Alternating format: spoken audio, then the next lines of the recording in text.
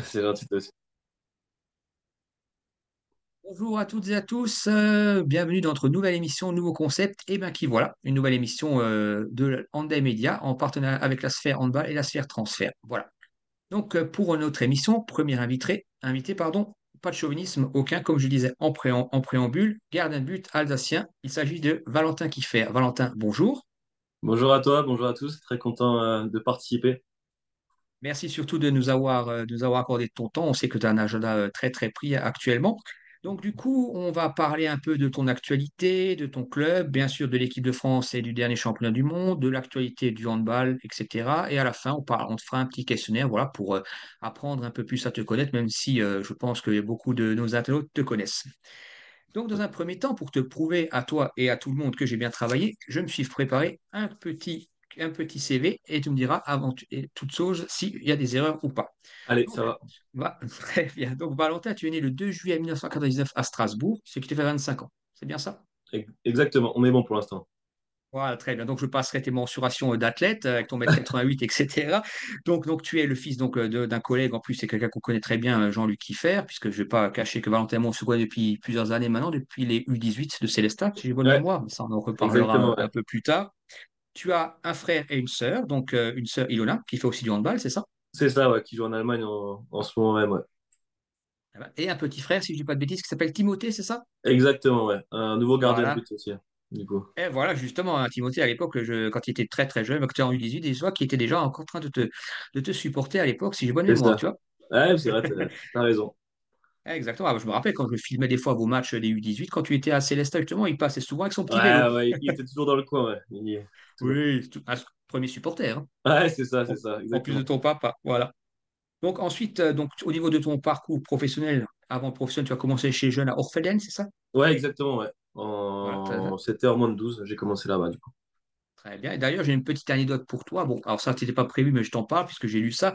Lorsqu'il y a eu, on en reparlera par la suite, l'équipe de France, on a parlé effectivement du choix de certains, etc., qui ont été appelés. Bon, après, on sait comment ça se passe, hein. Je ne vais pas te faire un dessin, on sait ce qui se passe. Et il y a quelqu'un, alors je ne sais pas si c'est un supporter ou pas qui te connaît bien, qui a dit une anecdote que je n'ai pas au courant, qui aurait dit que tu aurais joué un match de U18 avec Orpheden en étant blessé et que tu aurais tenu toute la partie. Ouais, Est-ce que ouais, c'est ouais. vrai cette info? Ouais, non, c'est vrai, j'avais une petite douleur, c'était pas une très grosse blessure, mais j'avais voulu jouer parce que on était très proches entre coéquipiers, on jouait à l'époque des qualifs qui étaient importantes et ouais, du coup j'avais fini le match et je voulais pas laisser l'équipe toute seule. En plus, c'était à chaque fois des matchs qui étaient super importants et on était en jeune vraiment proches, donc on voulait pas laisser le copain et j'avais fini le match ouais, à l'époque. D'accord, donc très bonne info. Donc je remercierai la Ouais, c'est personne ça, qui nous a glissé cette petite info. Ensuite, donc tu es U18 d'Orphelin, tu es passé au U18 champion de France de Céleste, c'est ça exactement. Ouais, sous la houlette de François Berthet, si je ne dis pas de bêtises. ouais, exactement. Et c'est là-bas actuellement que je t'ai connu à l'occasion pour rafraîchir un peu ta mémoire, à l'époque avec les Lucas Fritsch, les Nicolas Moccheri, etc., Edouard Ouais, Kempf aussi. Vous aviez remporté exactement. le challenge au Meyer en U18 à l'époque. Voilà, Ouais, c'est ça, c'est avec ça. toi comme gardien. Et vous êtes arrivé jusqu'en quart de finale, si je ne dis pas de bêtises, de la compétition U18 champion de France. Vous avez été Ouais, éliminé par Saint-Raphaël. ça Rafale, exactement. Ouais. Contre Avec à l'époque, ouais. l'équipe de Nono et Jonathan Mapou. Ouais. C'est bref, faut pas Ouais, leur Jonathan rappeler ce Mapou. souvenir-là. Ouais, Ouais, ouais, voilà. Et aussi Clément Gaudin, si je dis pas de bêtises, qui est encore dans les buts de. ouais, Clément était au cage. Il y avait, je pense, encore Clément Damiani qui était arrière droit, il me semble, à ce moment-là. Et ouais, ils avaient une bonne petite équipe et nous, on a pas réussi à gagner, mais c'était quand même un bon souvenir. On avait fait une bonne Parce que vous étiez compète. pour la petite anecdote, vous étiez dans le Var, vous avez battu en huitième de finale Ouais, le Paris Galaxy, et après vous avez c'est joué ça. ce match contre Sarah. Enfin, de bons souvenirs, hein. Ouais, ouais, ouais, non, c'est toujours des bons souvenirs, c'est clair. Tout à fait. Ensuite, donc tu es resté à Célestat. Donc ensuite, à 18 ans, tu as intégré l'équipe professionnelle de Célestat, les seniors. C'est bien C'est ça? ça. C'est ça exactement, Très ouais. bien. Tout à fait. Voilà, première expérience avec ton jeune âge. Voilà, on t'a tout de suite accordé la confiance. Ensuite, tu es resté, une fois que tu as entre guillemets, continué de progresser, tu es parti à Saran pendant deux Oui, saisons au c'est ça, ouais. Sepstor, qui évoluait à l'époque en Pro League, hein, toujours si je ne dis pas de bêtises. Voilà. Et en 2020, décembre 2020 plus précisément, tu as signé un contrat de 3 ans avec le club de Dunkerque. Ouais, c'est ça, ouais. C'était la première expérience, du coup, en première division là-bas, dans le Nord. Tu as formé tout de suite un binôme avec Samir Bellassène, c'est ça? Ouais, ouais, les 2 premières années avec Samir et après avec un Danois, un gardien danois qui était là pendant un an pour remplacer le départ de Samir. Simon Sayer.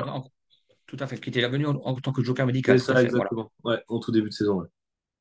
Très bien. Ah, voilà. Et quoi, petite anecdote, hein, l'histoire de contre un Dunkerque, grâce à ton papa, je le savais un peu avant tout le monde, mais je ne pouvais pas le dire, mais puisqu'il nous, il nous l'avait pour la petite anecdote, hein, si ça intéresse les On internautes, il avait nous l'a les glissé infos une en off. fois, comme ça. Ah oui, Ouais. voilà, tout à fait. Voilà, mais il a dit tout naturellement, puisque c'est ton papa, pour ça qu'on l'apprécie beaucoup, il c'est quelqu'un de très très naturel. Il a dit, ah, bah, Val, il a signé son petit contrat de 3 ans avec Dunkerque. On dit là, ah, intéressant. Bon, mais on ne va pas le dire.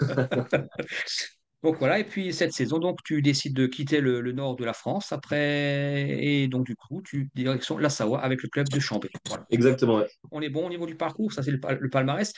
Maintenant, on va parler un peu du palmarès en équipe de France. Voilà, donc tu as remporté ta première expérience sous les ordres de Pascal Persson, si je ne dis pas Oui, de bêtises. C'était le exactement. Festival olympique de la jeunesse olympique européenne en Géorgie. Exactement, à Tbilissi, ouais, c'est ça.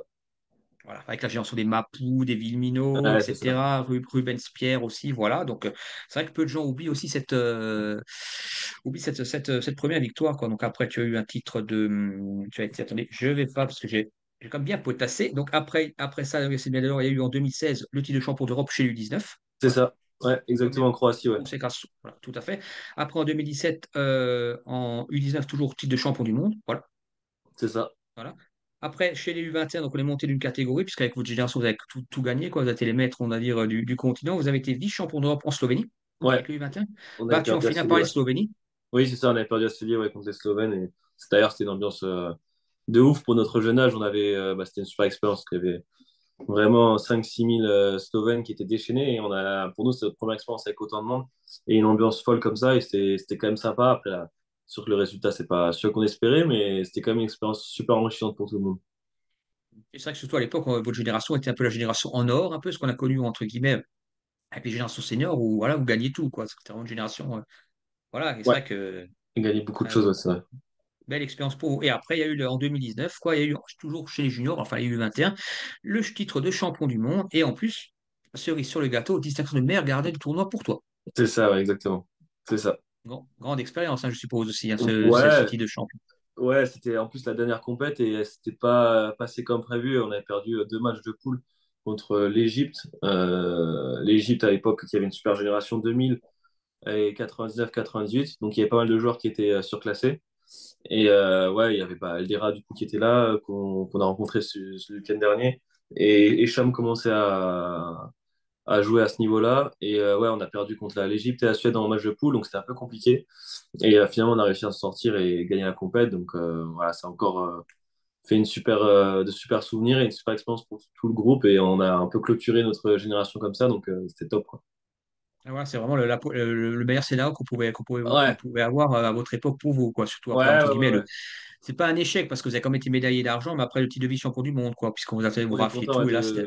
d'avoir pu un peu clôturer cette aventure, ce qui a duré quand même depuis les cadets, donc de 2015, voilà, 2014 déjà la première sélection jusqu'en 2019. Donc tous les étés, on se retrouvait, on n'avait pas forcément de vacances pendant ces périodes-là et on a forcément tissé beaucoup de liens et j'ai encore beaucoup de potes très proches qui font partie de cette génération. Donc ouais, c'était cool de finir comme ça. Ouais, Et surtout qu'après, malheureusement, la période Covid, etc., que les autres générations qui en ont un peu pâti, quoi, effectivement. ouais, Donc vous, vous ouais, êtes ouais, bien arrivé un sûr. peu Au bon à un moment moment, entre guillemets. et ouais, c'est des histoires de timing.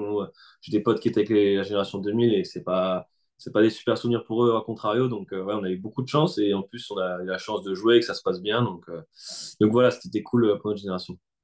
Très bien. Donc, on reparlera un peu de l'équipe de France tout à l'heure, l'équipe de France senior. Donc là, on va un peu se concentrer sur ton actualité propre à toi, Valentin, déjà par rapport à Chambéry, etc.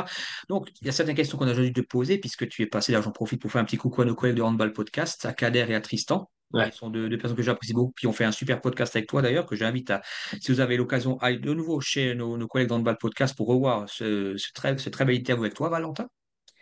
Voilà, puisqu'on fait aussi un peu la promotion des collègues. ouais, non, c'était un Et bon donc, moment aussi, ouais, c'est vrai. Ils font un super voilà. contenu aussi et non, c'est cool. Tout à fait, avec en plus des spécialistes, Tristan aussi qui s'y Bien connaît sûr. aussi, et Kader Rahim, bien sûr, hein, un très bon ami aussi d'ailleurs, hein. Ouais. Donc voilà. Donc déjà du coup, Chambéry, déjà, pourquoi ce choix déjà dans un premier temps? Parce qu'il y a beaucoup de gens, on sait que par exemple un ami qu'on a en commun, Edouard Kempf, pour ne citer que lui, ou d'autres avaient choisi la réserve du PSG, etc., sur de formation du PSG, pardon. On t'attendait pourquoi pas Paris, Montpellier, toi tu as choisi Chambéry. Tu peux nous expliquer un peu ton choix? Bah écoute, c'était un choix qui à ce moment-là, j'étais en septembre-octobre de ma dernière saison avec Dunkerque. Je savais que j'allais avoir beaucoup de responsabilités sur cette saison-là. Et elle s'est très bien passée pour le coup pour ma dernière saison dans le Nord. Et j'ai rejoint Chambéry parce qu'ils ont un projet qui est toujours aussi intéressant. Et à ce moment-là, ils jouaient la Coupe d'Europe, donc ils étaient qualifiés pour le HF. Et bah, à ce moment-là, forcément, tu as plus de chances de jouer l'Europe quand tu vas à Chambéry qu'en restant à Dunkerque. Donc moi, c'était ma principale raison, c'était de jouer l'Europe rapidement, parce que pour moi, c'est un objectif et j'ai envie de passer ce cap-là de jouer une Coupe d'Europe. Et donc forcément, c'était un des arguments qui m'a poussé à venir à Chambéry. Après, voilà, les saisons, elles passent, elles se ressemblent pas forcément. Là, on vit pas la meilleure saison du club en ce moment. Et j'espère qu'on va essayer de remonter au classement et l'année prochaine se rapprocher des places européennes parce que c'est un club qui a tout pour jouer l'Europe et qui est structuré pour jouer l'Europe. Donc, il y en a une super salle, une super organisation autour du club. Donc, c'est sûr que c'était l'objectif. Après, j'ai signé 2 ans là-bas et j'espère qu'on arrivera à remplir cet objectif-là. Et voilà. En tout cas, j'ai l'impression sur les photos, bon, c'est une note humoristique de ma part, mais c'est vrai que quand on voit des fois les snaps et tout ça, ou sur Instagram, des petites vidéos que tu envoies avec ton collègue Virginie, si je dis pas de bêtises, Ouais. quand vous enlevez la neige et tout ça, donc on a l'impression que la Savoie, tu as l'air de vraiment de bien t'y plaire en attendant. Ouais, non, niveau qualité de vie, c'est sûr que c'est un endroit qui est incroyable. Moi, j'adore découvrir une nouvelle région et pour le coup, c'est super d'y vivre. On a un cadre qui est vraiment très plaisant. Et justement, c'est quand on a un cadre qui est aussi agréable, qu'on joue dans une salle qui est tout le temps pleine et qui est aussi agréable aussi, qu'on a envie d'avoir des bons résultats pour que tous les feux soient ouverts. Donc voilà, après, on espère que ça va s'améliorer à ce niveau-là. Mais c'est vrai que le niveau cadre de vie, c'est vraiment une région qui est très belle, où il fait bon vivre et on en profite amplement. On a une bonne relation au niveau du vestiaire, donc ça permet aussi de faire découvrir à chaque fois des bons coins. Et voilà, c'est une belle région. Eh bien, je vois, moi qui suis aussi fan de montagne, j'avoue qu'effectivement, tu as raison. Donc, c'est vrai qu'on peut en revenir dans ce que tu disais à début de saison donc de Chambéry, qui n'est pas forcément celui escompté. Vous occupez pour l'instant la 13e place avec 12 points. Donc, vous êtes égalité de points avec Créteil, quoi. Vous avez 2 points de plus que son Rennes et 3 sur Istres. D'ailleurs, Istres qui sera bientôt un de vos adversaires qui viendra au phare, justement. Alors, moi, j'aimerais te poser un peu une question un peu personnelle. On a l'impression un peu, en regardant de l'extérieur, comme tu as dit, même si je sais que toi, tu n'es pas du genre à te réfugier derrière cette excuse-là, mais que depuis le début de la saison, que Chambly a vraiment pas eu de chance au niveau des blessures, puisque par exemple, Chambly a fait signer Hugo Pimenta, qui était justement un des joueurs cadres de Célestat et qui représente un peu la jeunesse, qui a donc signé chez vous et qui malheureusement s'est blessé, n'a pas pu pour l'instant et toujours éloigné des terrains. Donc voilà, il y a pas mal de joueurs et j'ai l'impression un peu, quand je regarde un peu Chambly cette saison, que ça me rappelle un peu l'époque de Dunkerque, quand la période 2020-2021, quand il y avait encore le Covid, je crois pas que tu étais encore là-bas à l'époque, mais où Non. Patrick Casal avait effectivement un effectif aussi entre les malades, les blessés, etc. Et des fois, il était obligé de faire des déplacements contre des grosses équipes ou sur la Montpellier, etc. Et moi, quand je revois ces moments-là, je me dis, j'ai l'impression un peu ce que vous traversez cette saison. Bah, je t'avoue que si tu fais l'équipe, tu te rends compte de l'équipe qu'on devrait avoir sur le papier avec les joueurs en bonne santé et bien physiquement. On a vraiment une très grosse équipe, je pense. Mais le problème, c'est on a rarement eu l'équipe au complet. On a parfois joué à des déplacements en début de saison à Créteil et à Istres avec 8-9 pros sur la feuille de match. Donc forcément, c'est compliqué, surtout quand tu es un club comme Chambé et que tu as des ambitions comme Chambé. Après, on a une situation qui était vraiment compliquée durant la saison et c'était dès la prépa. Et on essaye de faire avec, on essaye un peu, on a fait de temps en temps du bricolage parce que des joueurs ne jouaient pas forcément à leur poste, on avait 3 ou 4 joueurs sur la base arrière, donc il fallait faire avec. Il fallait faire aussi des choix entre la défense et l'attaque et prendre des options à ce niveau-là parce qu'on n'en était pas au complet. Mais là, en ce moment, on a un groupe qui est plus fourni. On voit qu'aux entraînements, on a de l'opposition et ça fait du bien. Et c'est pour ça qu'on est dans une, je pense, bonne phase de progression. Et on essaye d'oublier un peu cette première phase de championnat qui était super compliquée au niveau sportif, mais aussi au niveau du club, avec pas mal de blessures, comme tu l'as dit, et pas mal d'aléas aussi qui sont compliqués à gérer. Mais voilà, nous, on va vraiment de l'avant. On sait qu'il reste encore une deuxième partie de championnat à jouer et on a encore nos cartes en main parce qu'on a 12 points et que le championnat est très serré. Je crois que Dunkerque, ils sont à 6e place avec 16 points. Donc, 4 points d'écart pour avoir autant de place, c'est fou ce championnat cette année et on voit qu'il y a des surprises tous les week-ends. Donc voilà, on est vraiment porté là-dessus, quoi. Enfin, oui. C'est vrai qu'effectivement, on sent que depuis quelques semaines, il y a eu du mieux déjà au niveau du contenu, aussi bien Bien sur le sûr. fond que sur la forme. Effectivement, on voit que vous reprenez petit à petit, mais c'est vrai que de l'extérieur, on se dit à un moment que, comme tu l'as dit, que c'est un peu la faute à, pas forcément la faute à pas de chance, mais qu'à un moment, quand tu as des joueurs qui reviennent, tu en as d'autres qui rejoignent l'infirmerie, Bah, etc. Voilà, avec, c'est voilà, donc, très compliqué à gérer parce que tu es frustré constamment. En fait, tu te dis que si tu as l'équipe au complet, tu fais pas ces résultats-là. Et on a perdu des matchs en début de saison qui étaient vraiment capitaux. Et c'est vraiment dommage parce que je pense que si on a l'équipe au complet, on aurait pu faire meilleure figure. Après, faut pas se cacher derrière ces excuses-là, mais quand tu joues avec aussi peu de professionnels, c'est quand même parfois compliqué de faire des bons résultats et de gagner des matchs extérieurs. Donc voilà, là, on essaye d'être porté vers l'avant et c'est parfois ouais, des fautes à pas de chance. On a eu Nicolas qui est revenu des croisés, qui se refait un croisé. Pimenta devait revenir, Hugo, que tu as cité, et qu'on avait beaucoup d'espoir sur lui parce que c'est un joueur qui a beaucoup de talent et que j'ai eu la chance de voir jouer à l'entraînement le moment où il reprenait du rythme. Et c'est vraiment un très bon joueur et ça nous aurait fait vraiment beaucoup de bien pour les rotations. Mais tu les perds direct et voilà, ça fait partie des saisons. Mais c'est vrai on a pris un peu ça pour de l'acharnement au bout d'un moment parce qu'on n'avait vraiment pas beaucoup de réussite sur ça. Et forcément, tu tires un peu sur les mêmes joueurs. Ces joueurs, ils se baissent, donc c'est un peu un cercle vicieux. Mais voilà, là, pour l'instant, on a un groupe qui est plutôt complet. On essaie de s'appuyer là-dessus pour travailler et passer des caps au fur et à mesure de la saison, quoi. très bien. Justement, comme tu disais, il y a des échéances maintenant qui arrivent, il y a encore le temps, mais voilà, il y a prochain match, il y a la réception de Toulouse, vendredi, ce vendredi Exactement, ouais. à 20h. Après, le 7 mars, vous vous rendez à Nîmes, au Parnasse. C'est ça, Là, j'ai fait un peu le parallèle des prochains. Et surtout, le 23 mars, vous avez la réception d'Istres, c'est concurrent ça. direct, voilà, qui est passé pas loin justement d'un résultat contre Dunkerque. Donc, on peut dire qu'il y a, en sachant que aussi, je tiens à le souligner aussi, que vous êtes encore engagé en demi-finale de la Coupe de France, hein. Vous Ouais, irez à Coubertin pour défier le PSG. Ça, ce sera en avril, ouais. ouais, demi-finale en avril, oui, pardon. Voilà. Donc, on peut dire qu'il y a quand même des prochaines échéances qui arrivent, quoi. Et là, là, tu penses, ou déjà que le match contre Toulouse va déjà être, entre guillemets, parce que vous avez joué contre Limoges, vous n'êtes pas passé loin non plus, vous avez fait une belle opposition au Limoges. Est-ce que tu penses là que le match contre Toulouse peut déjà être aussi un élément déclencheur, justement, pour la suite, quoi? Non, bien sûr, là, on est dans une phase du championnat qui est super importante.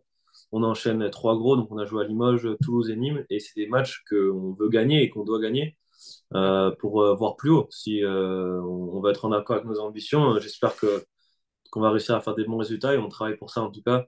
Surtout que Toulouse, on a perdu là-bas et on espère vraiment réussir à prendre des points au phare parce que pour nous, on sait que le phare, il nous pousse vraiment beaucoup à domicile et on essaye vraiment de s'appuyer à chaque fois là-dessus quand on arrive à faire des résultats, comme lors de la première phase, on était en difficulté, mais on a réussi à gagner contre Nîmes et Limoges à domicile. Donc, c'est des points qui sont super importants. Et pour continuer à progresser et à passer des caps, il faut aussi des points et des victoires pour engranger de la confiance. Donc, c'est sûr que de faire des bons résultats contre Toulouse et Nîmes, c'est super important et c'est des oppositions qu'il faut qu'on arrive à bien appréhender, quoi. Une grosse période, effectivement, tout à fait. Et j'ai encore deux petites questions par rapport à ça, justement. Alors, je sais que tu n'aimes pas forcément être en avant. Comment tu juges, entre guillemets, un peu tes prestations depuis le début de la saison et entre guillemets, ton partenariat avec quelqu'un que j'apprécie aussi beaucoup, Arunodzic, comment ça se passe, quoi, parce que vous êtes deux jeunes, vous êtes deux très jeunes gardiens, vous êtes, je dis pas de bêtises, le plus jeune binôme de Star League, si je dis pas de bêtises. Donc voilà, donc si tu peux nous en dire un peu plus. Ouais, mais ça se passe vraiment bien avec Aaron. On travaille beaucoup, on discute beaucoup. On échange beaucoup pendant la semaine sur les différents tireurs, sur les stratégies qu'on peut adopter. On a un temps de jeu qui est partagé entre nous, donc on sait qu'on est deux gardiens qui ont envie de beaucoup, qui ont beaucoup d'ambition. Donc on essaie vraiment de se pousser vers le haut, de se conseiller même à l'intérieur des matchs dans les moments où c'est plus compliqué ou des moments où c'est au contraire on est très bien pour nous canaliser. Et je trouve que c'est cool parce qu'on a on a vraiment une bonne entente et on est vraiment complémentaires au niveau des profils aussi. Donc, en général, ça se passe vraiment bien quand l'un est moins bien, l'autre en général prend le relais et inversement. Donc nous, c'était vraiment important d'avoir toujours des arrêts au minimum au niveau des cages parce que après tout c'est le plus important. Et voilà, on est des gardiens qui ont besoin d'expérience et qui du coup en engrangent chaque match, donc c'est positif et on essaie de s'alimenter en ce sens quoi. D'accord, très bien. Alors, je sais que c'est peut-être un peu présomptueux de poser cette question à ce moment-là de la saison, mais est-ce que tu penses que par rapport aux ambitions de départ de Chambéry, la suite qu'il y a eu par rapport aux blessés, etc., est-ce que tu penses que, bon, même s'il y a encore la Coupe de France qui offre une possibilité d'être européen, est-ce que tu penses qu'aujourd'hui, les ambitions de Chambéry doivent être, alors, c'est pas péjoratif, mais revues un peu à la baisse en gardant raison par rapport à certaines choses où tu dis qu'il y a quand même moins comme de faire encore finir, pourquoi pas dans le premier tiers du championnat, dans les 6 7 premières places peut-être? Bah, au niveau comptable, c'est quelque chose qui est clair maintenant aujourd'hui à l'instant T au niveau du classement. Saint-Raphaël et Toulouse ont 22 points, on en a 12, donc il nous en manque 10. Donc pour la quatrième et cinquième place. Donc c'est les places qui sont censées être européennes. Donc forcément, passer par le championnat, ça va être compliqué pour être européen cette année. Mais après, on est vraiment proche encore des places qui sont jouables à la sixième, septième, huitième, neuvième place. Donc, moi, j'ai beaucoup d'ambition par rapport au classement et même si on dit souvent qu'il ne faut pas forcément parler résultats, il ne faut pas forcément parler classement, bah, je trouve que c'est important de savoir où on va et moi, personnellement, forcément, j'ai envie qu'on accroche les plus hautes places pour après pouvoir capitaliser dessus l'année prochaine. Et j'espère qu'on va réussir à rentrer dans la première moitié du tableau parce que c'est déjà important de grappir des places pour s'éloigner aussi de la zone rouge et travailler plus sereinement. Parce que comme tu l'as dit, Istres, ils sont pas forcément loin, ils sont à 2 points de nous. Donc voilà. Et j'espère qu'on va pouvoir se rapprocher de ces places-là tout en étant humble par rapport au classement. Et on sait que l'Europe, ça va être compliqué de l'arracher avec le championnat. Et il faudrait passer par un exploit en Coupe de France, qui est aussi compliqué parce qu'on joue à Paris. Donc on n'a pas eu le meilleur tirage, le tirage idéal non plus, on joue à l'extérieur. Donc, euh, donc voilà, on a encore toutes nos chances dans cette coupe parce qu'il se passe beaucoup de choses aussi dans la magie de la Coupe de France et on verra bien où ça nous mènera et on va jouer chaque match à fond parce qu'on sait que tout peut arriver. Mais c'est sûr qu'au niveau du classement, les objectifs d'être européen à la cinquième ou quatrième place, ça sera plus complexe, quoi. Et puis, comme tu disais, tout se joue à un moussard de pause, aussi bien que ceux qui sont derrière que ceux qui sont devant. Tout à fait, tout peut aller très vite. Exactement, c'est ça. On est d'accord, très très bien. Donc voilà, donc du coup, on va parler un peu, quand même un peu de l'équipe de France, puisqu'il y a eu comme championnat du monde où tu as eu la chance d'être de la partie, puisque le pauvre Samir s'était blessé lors d'un entraînement et tu as été appelé. Donc je pense qu'on lui pose 25 000 fois la question comment s'est passé quand tu as pris l'annonce de ta sélection. Déjà, on savait que tu avais été appelé par Guillaume Gilles en préambule, puisque tu avais fait une première séance à la maison du handball. C'est ça, exactement. Voilà, avec du spécifique de ton papa, il y avait encore Wesley, il y avait Samir, si je dis pas de bêtises, voilà, il y avait Ça, tout le monde était là, quoi, c'est les ça. gardiens de but de l'équipe de France. Et après, il y a eu la suite. Un petit mot vite fait sur comment tu as vécu, toi, l'appel de Guillaume Gilles. Bah, je m'y attendais pas forcément parce que on était en pleine préparation avec Chambé, on est de finir un match amical le jour même. Et du coup, le soir, j'ai eu le téléphone qui a sonné et bah, forcément, j'étais très surpris parce que je m'y attendais pas et que j'avais pas les infos que Sam venait de se blesser. Donc voilà, moi, j'étais forcément triste pour Sam qui est un pote et à qui j'ai pu jouer pendant 2 ans. Donc c'est sûr que c'est jamais plaisant d'entendre qu'un de ses anciens partenaires s'est blessé, mais à la fois aussi super content de pouvoir vivre une première compète et de découvrir tout ça en interne. Et du coup, c'était plusieurs émotions, mais j'étais surtout surpris parce qu'on ne s'attend pas forcément à avoir un appel du sectionnaire en pleine compète alors qu'on regardait les matchs jusque-là à la maison. Mais voilà, j'étais très content de participer à ce championnat du monde. Ouais, Très enrichissant, si j'ai bien compris, quoi. Et moi, ouais, j'ai une ouais. petite question un peu plus personnelle. Bon, je sais qu'on a peut-être dû te la poser, mais je te la pose en off, puisque là, dans notre émission là qui voilà, on parle en toute liberté. On n'est pas, même si, bon, on sait que c'est pas le plus important, et surtout connaissant un peu le sportif et l'athlète que tu es, mais d'être un peu frustré de ne pas être entraîné soit qu'une seule minute, etc., ou de ne pas avoir, etc. Il n'y a pas un petit centre de frustration, même si on sait que tu es jeune, tu as l'année en toi, tu es là pour apprendre et tu fais partie, entre guillemets, des futurs appelés sur ce poste de gardien de but, mais est-ce qu'on n'a pas, quand même pas une petite once de frustration? Bah, c'était un rôle qui était particulier à appréhender, mais il faut déjà se rendre compte de la chance d'être déjà dans le groupe et de faire partie du groupe aux entraînements, dans la préparation des matchs et au quotidien. Et ce côté-là, déjà, il était tellement enrichissant que tout sportif veut toujours plus et a beaucoup d'ambition. Donc moi, forcément, tu veux jouer, tu es beaucoup plus à l'aise quand tu es sur le terrain que sur le côté. Mais moi, j'étais déjà très content d'être présent. et je prenais ce qu'il y avait à prendre au niveau des entraînements. J'essayais de m'entraîner le mieux possible et de progresser aussi pendant ces 2 semaines de compète. Mais c'est sûr que tu as toujours envie de plus quand tu es sportif et c'est normal. Si, ça aurait été inquiétant de se dire, de se contenter de ce rôle-là. Mais voilà, il y a des bons gardiens en France, il faut être patient et il faut continuer à travailler pour un jour espérer plus. Mais c'est sûr que c'est pas un rôle qui est facile à appréhender. Mais voilà, tu es au service de l'équipe, tu es au service de l'équipe de France. Donc voilà, tu prends ce rôle-là et tu le prends avec beaucoup d'humilité. Et moi, j'étais très content d'être là et de participer à une compète, quoi. Ah, bien sûr, tout à fait, oui, ce qui est le rêve, l'aboutissement un peu de chacun. Et quand on avait parlé il y a très très longtemps, quand on a fait une autre interview à l'époque, tu disais aussi que c'est la conséquence de tout le monde d'avoir Bien sûr. d'arriver à ce. Tout à fait, oui. Très très bien. Voilà. Et une petite question là sur donc il y avait donc cette médaille. La France n'est pas repartie bredouille de cette campagne mondiale. Comment toi tu as vécu ça? Tu penses que c'est une juste récompense, qu'on pourrait aspirer à mieux, parce qu'on parlait beaucoup de reconstruction.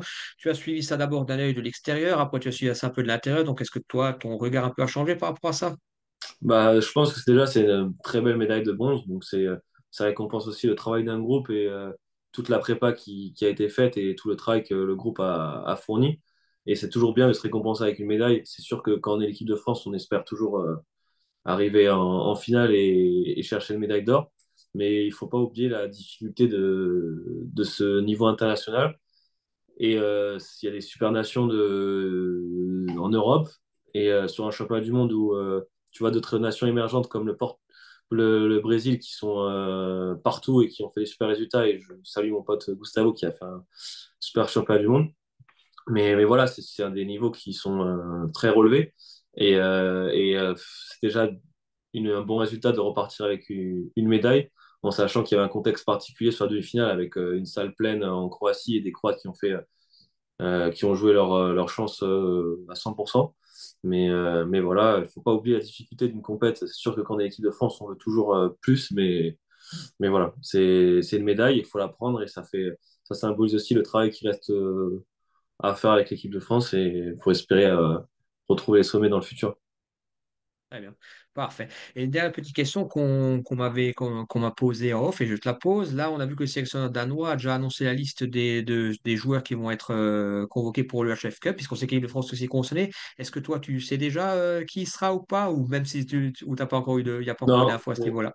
pour l'instant, moi, j'ai pas eu d'infos sur la liste, elle n'est pas encore sortie. On verra bien les joueurs qui seront convoqués. Mais ouais, la liste des Danois, elle est sortie et je pense que c'est leur équipe type qui est convoquée. Donc voilà, on verra les choix du sélectionneur et on va suivre ça, ouais. Parfait. Donc, déjà, merci à toi, Valentin, pour ta franchise. On va bientôt arriver à la fin donc, de cette émission, mais on va parler un peu de l'actu du moment et on va finir par un petit questionnaire un peu pour un peu plus, pour la partie un peu plus fun, pour apprendre plus à te Ok. connaître. Donc, déjà, est-ce que tu suis actuellement la Ligue des champions masculines et féminines? Ouais, ouais, bien sûr, ouais. Voilà. Est-ce que tu as un favori chez les garçons comme chez les filles? Qui est un Barno français, que tu penses qu'il peut aller chercher le titre? Ouais, chez les garçons, c'est vraiment compliqué, hein. Il y a vraiment beaucoup de nations beaucoup de pays qui développent des clubs et qui arrivent à avoir des clubs qui sont très structurés. Entre Veszprém, Barcelone, et d'autres clubs, c'est compliqué de faire un favori, mais ouais, après, on espère que dans le Final Four, il y aura une équipe française, pourquoi pas Nantes ou Paris. Mais ouais, c'est compliqué de faire un pronostic. Après, au niveau des filles, on espère toujours qu'encore qu'il y a un club français qui arrive à se faire une place au niveau du Final Four. Mais pareil, c'est tellement homogène que ouais, c'est compliqué de sortir un gagnant en avance, quoi. Et pareil, un petit mot pour la compétition, l'European League. On a encore trois clubs français qui sont en course. Donc, Toulouse, Montpellier et Limoges. Tu Ouais, penses que aussi un club français peut arriver jusqu'au Final Four? ouais, c'est pareil. Enfin, je trouve que le parcours des équipes françaises est vraiment, vraiment bien. Donc, ils sont déjà sortis des poules, ils sont en deuxième phase de poule, ils ont fait des bons résultats. Toulouse a fait un match nul contre Flensburg, qui est une très bonne équipe. Donc voilà, on espère qu'ils iront le plus loin possible dans la compète, parce qu'on reste quand même français. Mais ouais, j'espère qu'ils vont être, au moins une équipe va être au Final Four. Après, c'est pareil, hein, c'est une compète qui est relevée. Il y a beaucoup d'équipes, Melsungen, Flensburg, qui sont aussi dans les favoris, donc on verra bien. Ah, bien, parfait, merci. Donc, on va finir donc, par un petit questionnaire de Proust, comme je t'avais dit un peu Ok, en off, un peu à ma sauce, voilà. Donc, s'il y a des questions sur lesquelles tu ne veux pas répondre, tu n'es pas obligé, mais bon, voilà, c'est un peu pour apprendre à te connaître, un peu pour, ok, un peu pour finir un peu dans une bonne ambiance, voilà. Donc, déjà, donc, je te dis tout de suite, je te préfère te prévenir, c'est un questionnaire Proust à ma sauce, donc n'aie pas peur. Donc, déjà, ok. alors, l'usage de la VAR au handball, pour ou contre? Pour, ouais. Mhm. Euh, L'évolution du poste du gardien de but, quel est pour toi le profil, on va dire, type du gardien de but dans les années qui viennent, grosso modo? Parce qu'on sait que ton papa s'était prononcé à l'époque en disant quel était le profil. Pour toi, est-ce que tu es plutôt dans son sens, c'est-à-dire très très grand ou plutôt sera une autre Ouais, je qualité? t'avoue que ça, c'est une question que je peux pas répondre très rapidement, mais les profils des gardiens de but, plus ma carrière avance, plus je le vois qu'il y a des profils qu'il n'y a pas de morphotype pour moi, pour un gardien de but. Et on le voit avec des gardiens comme Rémi, qui sont parfois un peu plus petits en taille, mais très explosifs, ou d'autres comme Niklas Landin qui a joué pendant longtemps au plus haut niveau et qui joue encore au très haut niveau, qui est beaucoup plus grand. Mais chacun a des particularités et a ses caractéristiques et joue avec ses forces. Donc moi, j'ai pas de morphotype classique et je l'ai vu avec plein de gardiens différents avec qui j'ai joué. On voit Emile Nissen qui a un gabarit un peu plus trapu, qui est très efficace. Genre, pour moi, il n'y a pas un morphotype d'un gardien type. Et voilà, je suis convaincu de ça et que chacun joue avec ses forces et ses caractéristiques, quoi. Merci beaucoup. C'est un peu une question piège, mais comme on me voit avec la peau, je l'ai quand même posée. Voilà. Ouais. Plat préféré? Plat préféré, je vais me dire la côte de bœuf. Bonne côte de bœuf en très bon, très très bon. Boisson préférée? Avec ou sans alcool? Tu as le choix. Boisson? Préféré, oui. Ouais, avec alcool, je dirais une bière, brasserie Mont-Blanc, blonde de Savoie. À Et consommer avec modération, je préfère prévenir, exactement, hein. avec modération. Et ouais, non alcoolisé. Je suis pas trop soda, mais ouais, un bon Perrier, j'aime bien. D'accord, parfait. Plutôt mer ou montagne? Ah, là, ça commence à me faire changer un peu par rapport à là, une fois que je connais le cadre de vie d'ici. On va dire les montagnes. D'accord. Plutôt FIFA ou NBA? FIFA. D'accord. Plutôt ciné ou Netflix? Ouais, ciné, j'aime bien. J'aime bien le ciné, ouais. D- D'accord. Plutôt quand tu es à la maison, plutôt streaming ou sortie? À la maison? Oui. Si maintenant tu n'as rien à faire, quoi, tu choisis plutôt, c'est pas de handball, plutôt, tu restes plutôt gamer, streaming, gaming ou pas, ou plutôt sortie? Parce qu'il y a beaucoup Ouais, un peu de gaming, ouais. Un peu de gaming, mais aussi un peu de sortie. Je suis un peu entre les deux, mais j'ai des phases. Ouais, ouais, j'aime les deux. D'accord, parfait. Maintenant, on a plus envie du sujet. Ton, ton coéquipier, on va dire, le plus drôle. Là, dans l'équipe actuellement, là, Oui, oui. Arthur Anctil, ouais, c'est un bon client, ouais. Justement, et le plus fou, le plus foufou. Ah, bah, en vrai, il peut remplir les deux cases. C'est la folie qui nous fait souvent rire. Après, on a une bonne ambiance dans le vestiaire, hein. Je me marre avec beaucoup de mecs. Adrien Vergely, très marrant aussi. Ben, Richard, on a une relation particulière encore en plus. Mais ouais, non, il y a beaucoup de boutons en train dans le vestiaire. Et c'est bien d'ailleurs. Celui qui arrive toujours en retard, il y en a un? Non, il n'y a pas trop de retardataire. Franchement, ça va. Sinon, Kedo, il veille au grain pour faire payer au niveau de la caisse noire. D'accord. Le plus de mauvaise foi? Ah, ça peut être, en vrai, ça peut être moi quand même de temps en temps. Ah, d'accord. Ben, d'accord. Avec lequel tu partiras en vacances? Les yeux fermés? Bah ben, je suis parti déjà plusieurs fois en vacances avec lui en étant jeune. Mais ouais, Adri Verjoli, ouais, j'ai fait le week-end avec lui et on s'entend très bien. Ouais. Parfait, très, très, très, très bien. Ben, écoute, je te remercie beaucoup. Déjà, comme ça, on a pu un peu connaître un peu plus Val, voilà, etc. Et par Avec rapport plaisir. aussi aux à côté, voilà. Et je voulais déjà te remercier beaucoup d'avoir pris de ton temps avec nous, voilà. C'était un plaisir. Et je tiens encore pour les minutes qui restent aussi à faire parler un peu aussi de ce qui est arrivé à nous. On en a discuté avec Valentin juste avant par rapport à l'incendie du gymnase de l'Aune d'Ivry. Voilà, nous penser à eux, voilà, en ce Bien sûr, moment, ouais. puisqu'on sait que, voilà. Et je voulais aussi, bon, ça c'est un peu la période, un peu, c'est pour ça qu'on en parle un peu à la fin aussi par rapport à l'actualité. Un spectateur, le grand-père d'un arbitre qui malheureusement est dans le coma, qui est décédé, quoi, il s'est fait agresser en Espagne lors d'un match de handball, voilà. On ne saurait que le dire assez que stop à la violence, hein. Faut vraiment, ça n'a pas sa place sur un terrain, ni part ni nulle part d'ailleurs, hein, C'est surtout en clair. ces moments peu spéciaux, si je peux me permettre, hein. Bien sûr. Valentin a aussi salué, ouais, merci. Valentin a aussi salué aussi Marie-Laure Terrier, voilà, ex-nationale de handball des années 70 et qui était en train de la SPT Nice et qui est décédée actuellement. Voilà. Qui est décédée donc voilà. Une petite pensée pour ces gens-là, voilà, et comme on l'a dit aussi, on parlait avant en rigolant de l'alcool avec modération, même si c'est sérieux, donc aussi, hein, la violence n'a pas sa place sur un terrain ni ailleurs, et on C'est est tous à clair. militer pour ça. Parfait. Écoute, merci beaucoup Valentin de nous avoir accordé de ton temps. On te Merci à remercie toi. d'être le premier invité hein, qui a inauguré notre nouvelle émission. Et là qui voilà. Donc C'était un plaisir. on vous attend nombreux pour une prochaine émission. Voilà, n'hésitez pas à vous rendre sur nos réseaux. Donc Day Media, la Sphère Handball Transfert, nous sommes sur YouTube, sur Facebook, sur Instagram, voilà, aussi sur Twitch, sur Twitter. Voilà. Donc voilà, merci beaucoup Valentin. Une dernière chose à rajouter pour nos internautes avant qu'on se quitte? Non, non, très content de ce genre de contenu et qu'on parle du handball. C'est un sport qui est très, très, très beau à voir et qui se médiatise de plus en plus. Et je suis très content de participer à ce genre de podcast, d'interview, parce que pour moi, c'est super important de valoriser ce sport et qui a beaucoup de valeur. Donc voilà, c'était un plaisir de participer et à la prochaine. C'est toujours un plaisir que je reçois en plus quelqu'un qui en plus est gardien de but, parce que moi j'ai quand c'est gardien de but pas au même niveau que Valentin, mais qui suit les performances de Valentin depuis des années. Voilà, c'est toujours été un grand plaisir. Et d'ailleurs, pour la promotion dans le bal, quoi de mieux. Bientôt, notre prochain invité sera Hicham Mamadi, à qui on parlera de son nouveau concept du hand 4x4, etc. Voilà. Donc Super. tout ce qu'il faut pour promouvoir le monde du handball. On parlera aussi on essaiera d'avoir Emmanuel Jarniot, notre collègue qui a créé le jeu de cartes pour un thème sur le handball aussi, voilà, avec l'arbitrage, etc. Voilà. Donc il y aura beaucoup de choses, bien sûr, dans notre émission. Et là, qui voilà, donc le nouveau concept, voilà, qui va être, on va essayer de faire une émission mensuelle, voire un peu plus, pourquoi pas. Mais en tout cas, sur des super invités comme Valentin à chaque fois, on est preneur. Merci en Merci tout cas beaucoup, Valentin. Je te souhaite encore une Merci à bonne toi. continuation pour la saison aussi, et en Gentil. espérant aussi, bon, ça c'est un peu le chauvinisme, les Alsaciens qui parlent, te revoir sous le maillot tricolore. Voilà, ça c'est aussi quelque chose C'est gentil. qui me tient à cœur aussi. Voilà, donc merci de nous avoir suivis. Passez une bonne soirée et à bientôt. Au revoir. Merci, Au revoir, Valentin. merci. Au revoir.